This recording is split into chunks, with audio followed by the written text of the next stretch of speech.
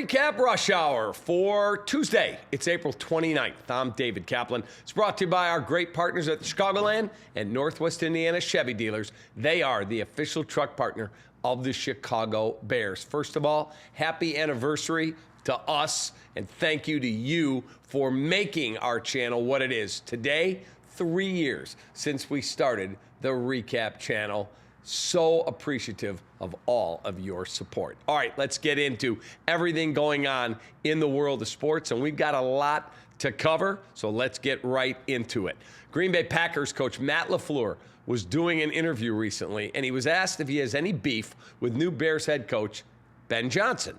After recently taking a shot at Johnson, good-naturedly, on the Pat McAfee show during the draft at Green Bay when he was asked a question about the Bears-Packers rivalry, and he answered it by saying, Chicago had a good offseason and they hired a good head coach, as he said himself.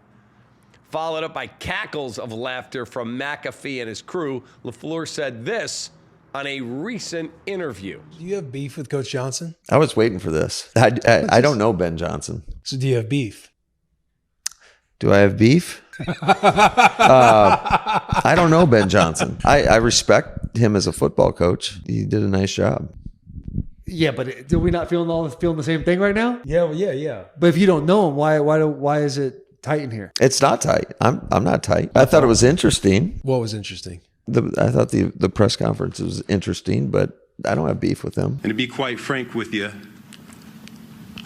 I kind of enjoyed beating Matt LaFleur twice a year. I don't get it all into that stuff. I thought it was. But you'll harness it. He'll see the eye emojis after a win. You'll send. I don't have his number, so that won't happen. You gonna Jim Harbaugh him after a game? No, you beat him? I would never do that. Do you have the strength to do that? I don't know. Probably not. Apparently not. Apparently not. No, I'd never do that. Guess what? I love it. The rivalry is back. Bears won at Lambeau. Caleb's 1-0 right there. And I love the fact that there's good-natured but intense rivalry talk going on between the Bears and the Packers. As the Bears continue to evaluate their options at running back, former Cleveland Browns standout Nick Chubb has been marketing himself to the other 31 teams by posting workout videos to show how healthy he is. He missed 2 years ago with a knee injury, last year with a broken foot. Yesterday, he posted video of him jumping high hurdles at a local high school.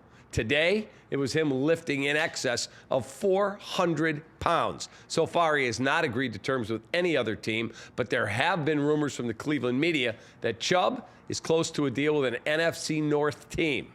Could that be the Bears? We'll keep you updated as soon as we have anything substantive as it relates to the Bears on the running back front. Regarding the Cubs, it's star right fielder Kyle Tucker. Here's some news from our Cubs REKAP podcast that dropped last night. As I said on the podcast to my partner Gordon Wittenmeyer, I'm hearing that the Cubs have, and this is exactly what I said, wrapped their brain around, does not mean he'll accept it, they've wrapped their brain around whatever it costs. We're paying it, and they want to keep Kyle Tucker.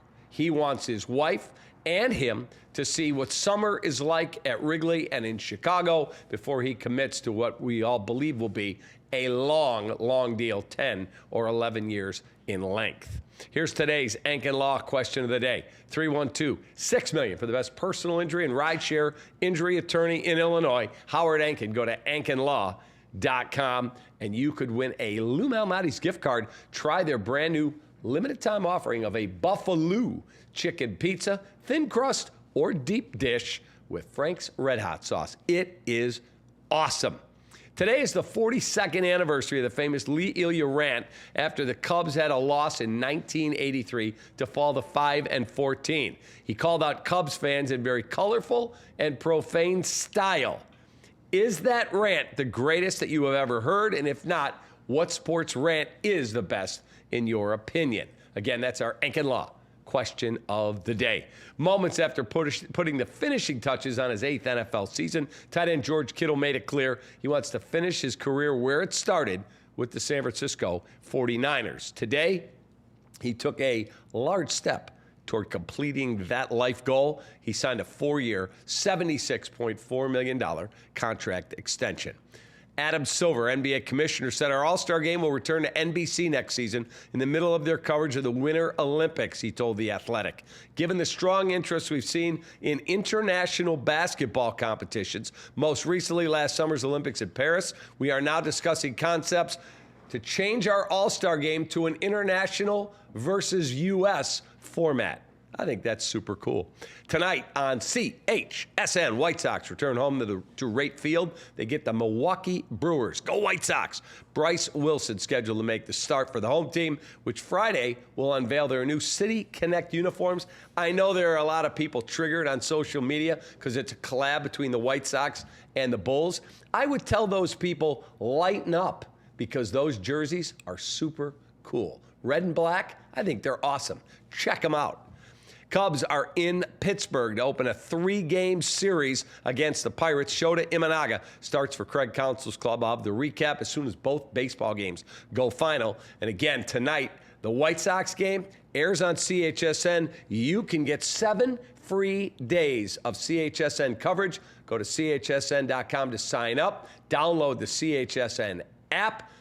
It is an outstanding watch. All summer long, get your baseball and all your sports stuff at chsn.com. We wish we could tell you we had a return to Rate Field, meaning the White Sox will emerge from a long slump. Alas, we'd be lying, as CHSN wrote in their daily newsletter today. The White Sox, playing the Brewers, are last in the big leagues across the board in offensive performance at home. Last in batting average, .202. On-base percentage, last, .267. Last in slugging percentage, .329. And on-base plus slug, a woeful, pitiful .596. But let's look at this from a wider lens, they write. Middle-of-the-order hitters, Luis Robert Jr. hitting .152. Andrew Vaughn, .157. Ranking the bottom 5 in batting average among players with enough at-bats to qualify. But check out the elite company they're keeping. 28 qualifying players hitting under .200 entering action last night. And that list includes 2 MVPs, Mike Trout and Cody Bellinger, and a dozen All-Stars, not including those MVPs. That's awful. And that is our 4 seasons. Heating, air conditioning, plumbing, and electric. Stat of the day. Have a great rest of your night. I'll see you for baseball recaps. Appreciate you. Happy anniversary to the channel. Take that.